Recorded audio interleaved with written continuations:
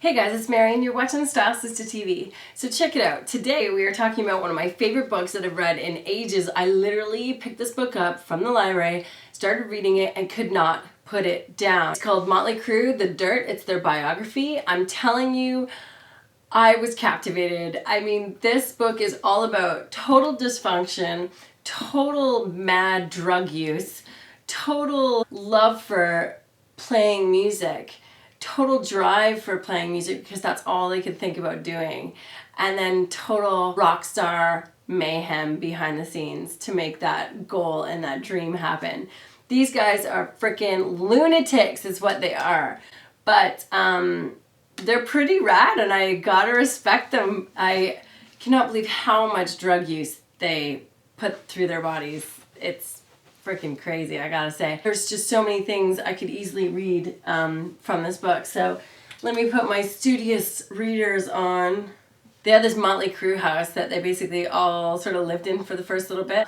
These guys partied in this house so much. It was just a rat-infested, bug-infested, disgusting piece of crap that they would have huge parties at. They would have girls coming in and out of this place like crazy, and tons of other rock stars too, just as they were coming up.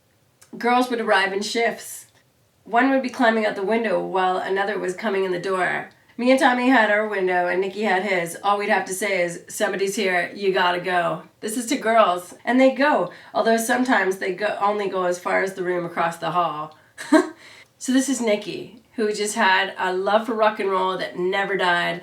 That's all he wanted to do. That was his focus. He goes, I befriended a rocker named Rick Van Sant. Long-haired stoner who played in a band and had a Stratocaster guitar and a Marshall amp stacked in his basement. He said he needed a bassist, but I had no instrument. So I walked into West Music one afternoon with an empty guitar case one of Rick's friends had loaned me. I asked for a work application, and when the guy turned around to find one, I stuck a guitar in my case. My heart was hammering through my shirt and I could hardly speak when he handed me the form. As I examined it, I noticed the price tag for the guitar was hanging out of the case. I told him I'd come back and drop off the application and walked out as casually as I could, accidentally banging the conspicuous guitar case into walls, doors, and a drum set. I had my first guitar. I was ready to rock! So I headed straight for Rick's basement. You need a bassist? I told him. I'm your man. You need a bass guitar, he sneered. Beautiful, I replied as I threw the case on the table, opened it up, and pulled out my newest possession. That's a guitar, you idiot. I know I lied. I play bass on guitar. You can't do that!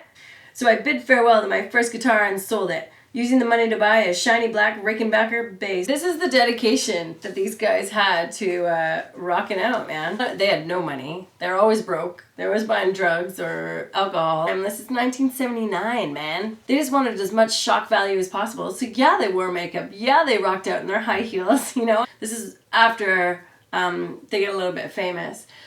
We thought we were the baddest creatures on God's great earth. Nobody could do it as hard as us and as much as us and get away with it like us. There was no competition. The more effed up we got, the greater people thought we were, and the more they supplied us with what we needed to get more effed up.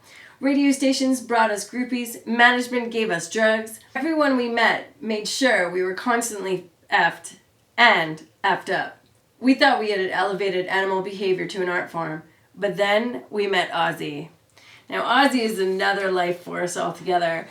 And I can't even believe how messed up that cat is. It'll tell you in graphic detail what goes on there. He's wearing polka dotted pants. They're like glam rocked out to the fullest. But like, I gotta respect that, man. It's like they were like committed. This is the end. And their subtitle is Confessions of the World's Most Notorious Rock Band. And that's what they are. That's what they were. So the thing is with this book, my dears, is you're going to get a wicked read. There's no way that a rock band nowadays could get away with what they got away with back in the day. The sex and debauchery, it's downright offensive sometimes. Overall, I think it really gives you a good idea of what it was like in the late 70s, early 80s at the metal scene. That's their truth. That's what they lived through. Thank you so much for watching. Make sure you subscribe to my channel and like this video. My gosh, do it! Alright, you guys, much love. My name is Mary and you're watching Style Sister. Later.